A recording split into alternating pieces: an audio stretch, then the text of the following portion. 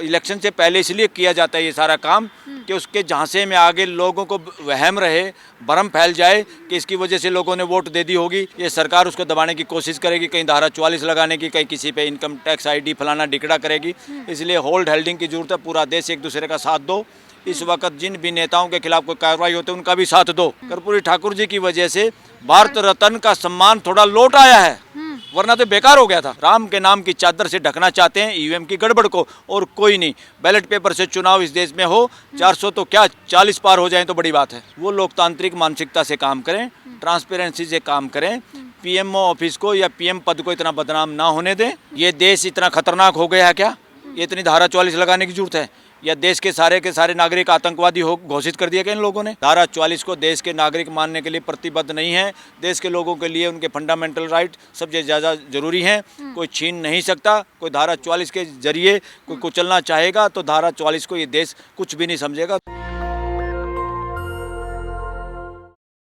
नमस्कार, मैं ब्यूटी गिरी और आप देख रहे हैं नेशनल दस्तक। लोकसभा का चुनाव जैसे जैसे करीब आ रहा है उतना ही तेज प्रधानमंत्री का प्रचार हो गया है और उसकी गारंटियां जो है वो और भी तेजी से प्रचारित होने लग गई हैं। इसी मुद्दे पर हमारे साथ बातचीत करने के लिए मौजूद हैं सुप्रीम कोर्ट के वकील बलराज सिंह मलिक। सर, क्या कहेंगे इन गारंटियों के ऊपर?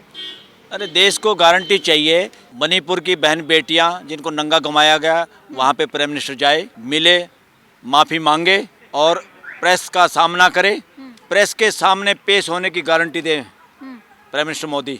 हर दीवार पर लिखा मिल रहा है मोदी मतलब विकास की गारंटी। ये मिटाने पड़ेंगे सारे के सारे। ये अनकॉन्स्टिट्यूशनल है। देश में किसी एक आदमी की कोई गारंटी नहीं। मोदी प्राइम मिनिस्टर की पोस्ट पे है।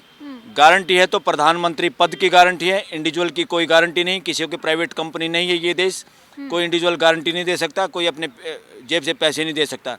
वो भारत सरकार की गारंटी हो सकती है। उस भारत सरकार में सब लोग शामिल हैं और वो देश के लोगों की सरकार है। वो गारंटी वहाँ से मिले। ये इंडिविजुअल जो मोदी की गारंटी, ये जो स्लोगन लिखा हुआ है, ये वो अपने पैसे से लगवाएं और वो भी फीस दे के, एडवर्टाइजमेंट की फीस दे के, तब तो हम माने। अदरवाइज़ ये गैरकानूनी है, असंवैधानिक है। ये सब ड्रामा बंद होना चाहिए देश में। 400 के पार के वादे और कह रहे हैं कि जनता का भरोसा और विश्वास है उनके साथ, प्यार है जनता का।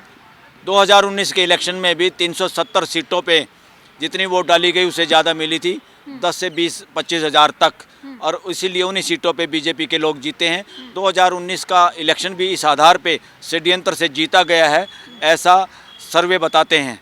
और अब वो ऑफिशियल जो साइट है इलेक्शन कमीशन की, उसे डिलीट कर दिया गया है। 2019 का इलेक्शन भी ऐसे जीता था, इसलिए वो स्लोगन दे दिया था इतने पार। और अब ये जो माहौल बनाए जा रहे हैं ना, निःशुल्क राशन या राम मंदिर, ये सारा का सारा इसलिए बनाए गए हैं। इलेक्शन से पहले इसलिए किया जाता है ये सारा काम कि उसके झांसे में आगे लोगों को वहम रहे, भ्रम फैल जाए कि इसकी वजह से लोगों ने वोट दे दी होगी। और वो सारी वोट मिलती हैं इलेक्शन मशीन में गड़बड़ की वजह से। इसीलिए पहले पुलवामा भी इसी तरह इलेक्शन के जब पता चल गया कि बात नहीं बनी और दूसरे राउंड बाद के राउंडों में कि कुछ वोट मिल जाएंगे और लोगों को बहम हो गया कि उस पुलवामा की वजह से वोट दिया होगा, उसकी वजह से लोगों ने वोट नहीं दिया था। वो भी पुलवामा की चद्दर ओढ़ के मशीनों में गड़बड़ करके इलेक्शन जीता गया था।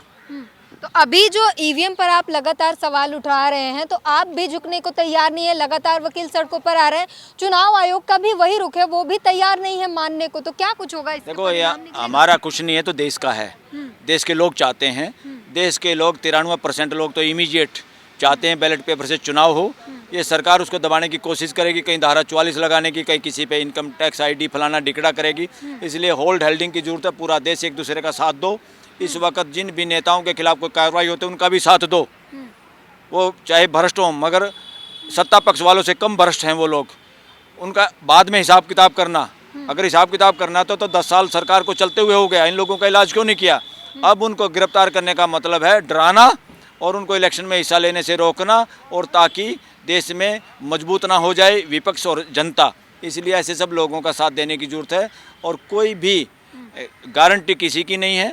ये गारंटी वारंटी कुछ नहीं है, इलीगल है। और जितने भी मोदी की गारंटी इंडिविजुअल नाम से या प्राइम मिनिस्टर के फ़ोटो या किसी सीएम के फ़ोटो जहाँ लगे हुए हैं, सब पे वाइट वॉश करने की जरूरत है देश में।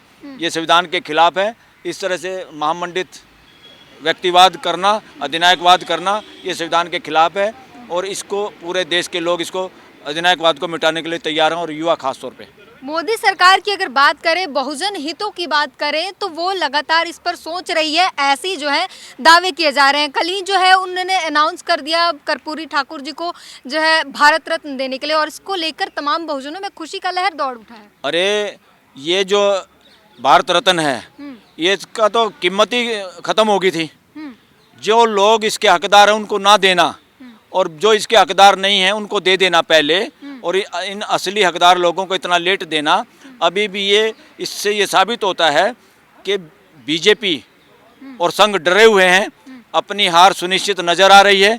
इसलिए ओबीसी की वोट लेने के लिए कर्पूरी ठाकुर को इससे पता चलता है कि बहुजन समाज किधर है, और बहुजन समाज के दबाव की वजह से असली नायक और असली हकदार जो थे भारत रत्न के, उनको इसी बहाने से मिल गया। तब भी अच्छा, इससे कर्पूरी ठाकुर जी का कद नहीं बढ़ा। कर्पूरी ठाकुर जी की वजह से भारत रत्न का सम्मान थोड़ा लौट आया है, वरना तो बेकार हो गया था। ये बीजेपी दावे कर रही है कि हम इस तरीके से ईवीएम की हैकिंग करते हैं, मशीन को नहीं छेड़ते हैं, हम जनता के दिल में जाते हैं। ये कुछ जनता के दिल में नहीं, ये तो भ्रम फैलाते हैं। ढोंग के आधार पे वोट की जरूरत उसी को पड़ती है जो जनता के दिलों में नहीं है, जो जनता के दिलों से गायब है। ये सारा का सारा ईवीएम के गड़बड़ को ढकने के लिए है। ईवीएम की गड़बड़ को चादर से ढकने के लिए राम के नाम की चादर से ढकना चाहते हैं ईवीएम की गड़बड़ को, और कोई नहीं। बैलेट पेपर से चुनाव इस देश में हो, 400 तो क्या 40 पार हो जाए तो बड़ी बात है। बीजेपी लगातार पसमानदा मुसलमानों की भी बात करती है, उन पर भी लगातार उनके हित की बात करती रहती है। ये ऐसे नेताओं को शामिल करेंगे इस वक्त पार्टी में, अलग अलग समाज के लोगों को कुशामंत करके या किसी भी तरीके से या प्रेशर बना के, ताकि लोगों को ये लगे कि इन्होंने वोट दे दी होगी। इस वक्त किसी भी पार्टी के किसी भी आदमी को साथ ले लो, किसी भी समाज के आदमी को, उससे इनको वोट नहीं मिलने वाली। ये भी एक तरह से उन लोगों की चादर को के सहारे ढक के ईवीएम में गड़बड़ करने का ही चाल है, इससे ज़्यादा कुछ नहीं। अच्छा, एक चीज़ पूछूंगी, आप लोगों ने ऐलान कर दिया कि 25 फरवरी को पीएमओ का घेराव करेंगे, क्या लगता है जाने दिया जाएगा आपको? अरे भाई, कौन रोकेगा जाने से? देश का प्राइम मिनिस्टर है, कोई भी जा सकता है। अगर जाने से रोकेंगे तो इसका मतलब वो देश का प्राइम मिनिस्टर नहीं है। इसका मतलब उन्होंने अपने आप को देश का प्राइम मिनिस्टर मानने से खुद ही मना कर दिया है।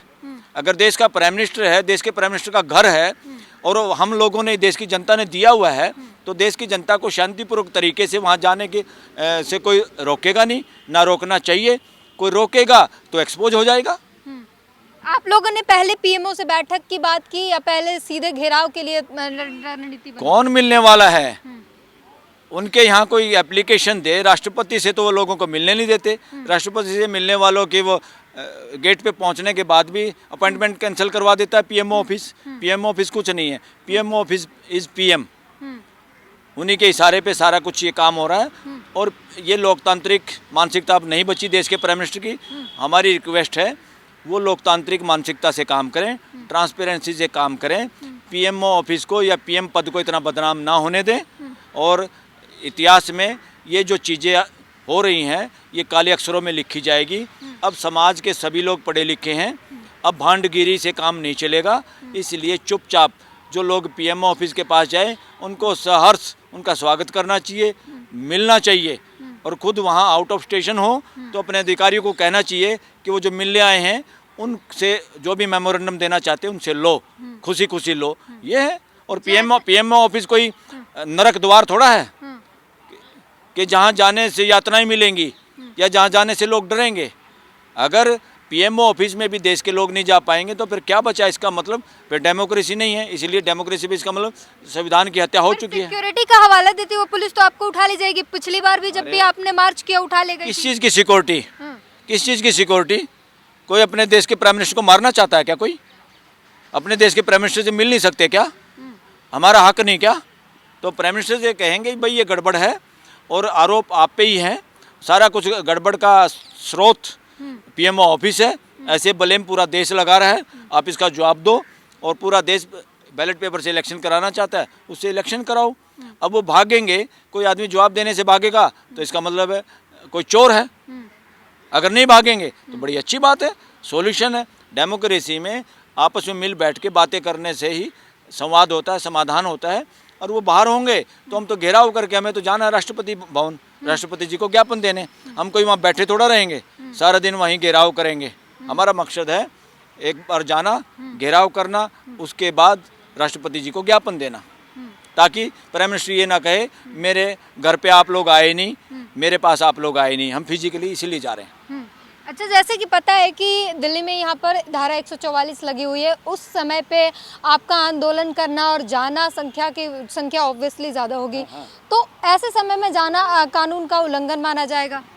कौन से कानून का? कानून का उल्लंघन तो ये लोग कर रहे हैं जो धारा 44 लगा रहे हैं। ये देश आतंकवाद का अड्डा है क्या? ये देश इतना खतरनाक हो गया है क्या? ये इतनी धारा 44 लगाने की जरूरत है? या देश के सारे नागरिक आतंकवादी हो घोषित कर दिया क्या इन लोगों ने? देश के लोग, देश की सड़क, देश का प्राइम मिनिस्टर आओ, देश का प्राइम मिनिस्टर, लोग जाएं आराम से, एक तरीका हो। वो नहीं होंगे तो कोई बात नहीं, उनके लोगों से मिलके हम उनसे बात करके अपना राष्ट्रपति जी के पास जाएंगे। और क्या घेराव करना, कोई हमने उनको भूखा मारना है या हम उनको डराने जा रहे हैं? हमारा है कि देश की जनता इस मामले में पूरी जागरूक है, इसलिए चुपचाप उनकी बात सुनो। कुछ भी एजेंडा आपका हिडन एजेंडा है वो नहीं चलेगा। क्या कहेंगे सर इस पे कि धारा 144 को प्रशासन और सरकार ने मजाक बना दिया है, कभी भी कहीं भी लगा देती है? बिल्कुल मजाक बना दिया। इसलिए देशवासियों से आह्वान है, धारा 44 से डरने की जरूरत नहीं है। धारा 44 संविधान की सुरक्षा के लिए लगाना ही ठीक है। और जब संविधान में दिए हुए फंडामेंटल राइट लोगों के कुचलने के लिए धारा 44 लगाई जाएगी तो देश का कोई भी लोग इसको मानने के लिए प्रतिबद्ध नहीं है। असंवैधानिक धारा 44 को देश के नागरिक मानने के लिए प्रतिबद्ध नहीं है। देश के लोगों के लिए उनके फंडामेंटल राइट सबसे ज़्यादा ज़रूरी हैं, कोई छीन नहीं सकता। कोई धारा 44 के जरिए कोई कुचलना चाहेगा तो धारा 44 को ये देश कुछ भी नहीं समझेगा। धारा 44 को उसी तरह तोड़ेगा जैसे आसाम में इन कांग्रेस पार्टी की किसी यात्रा में भी टूटी है। देश के हर नागरिक, हर युवा इस धारा 144 को तोड़ देगा, क्योंकि देश के लोग शरीफ लोग हैं, व्यवस्था में भागीदारी चाहते हैं और ट्रांसपेरेंसी चाहते हैं, और ऐसा प्राइम मिनिस्टर चाहते हैं जो देश में प्रेस कॉन्फ्रेंस का सामना कर पाए। ऐसा प्राइम मिनिस्टर चाहते हैं जो देश की बहन बेटियों की इज्जत पे खुल के सामने आए, बोल पाए। इसके विपरीत वाला प्राइम मिनिस्टर देश को अब नहीं चाहिए। तो आपने सुना किस तरीके से इन्होंने तमाम सवालों के बेबाकी से जवाब दिया और साफ कह रहे हैं कि प्रधानमंत्री वो चाहिए जो प्रेस कॉन्फ्रेंस कर सके, जो सवालों के जवाब दे सके। ऐसा नहीं चाहिए जो सवालों के जवाब नहीं दे पाए। पूरी बातचीत पर अपनी प्रतिक्रिया जरूर दीजिए। कैमरामैन आशीष के साथ ब्यूटी गिरी, नेशनल दस्तक। नेशनल दस्तक की आपसे गुजारिश है कि अगर इसको बचाना चाहते हैं तो नेशनल दस्तक को सब्सक्राइब करने के लिए रेड कलर के सब्सक्राइब बटन को दबाएं, फिर बेल आइकन की घंटी दबाएं। नेशनल दस्तक को बचाने के लिए बहुत जरूरी है कि हर खबर को शेयर करें, लाइक करें, कमेंट जरूर करें।